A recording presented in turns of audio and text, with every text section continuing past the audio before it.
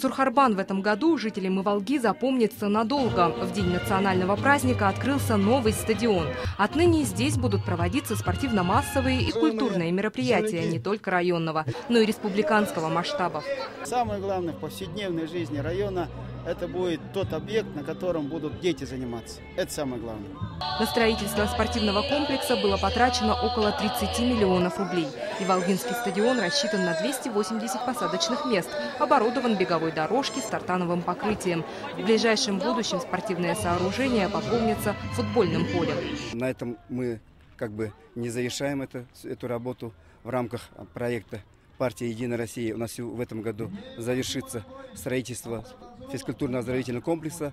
Ну и, стадион будет полностью завершен. Больше всех радуются новому стадиону спортивные наставники. Ведь от того, в каких условиях проходят тренировки спортсменов, зависит многое.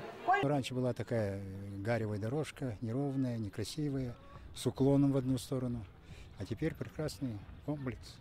Я думаю, что народ будет ходить и заниматься. Беговая дорожка, волейбольная и баскетбольная площадки построены по международным стандартам. Все это сразу после открытия поспешили опробовать спортивные коллективы Иволги. Инна Изыхеева, Бояр Жекмитов, Вести Бурятия.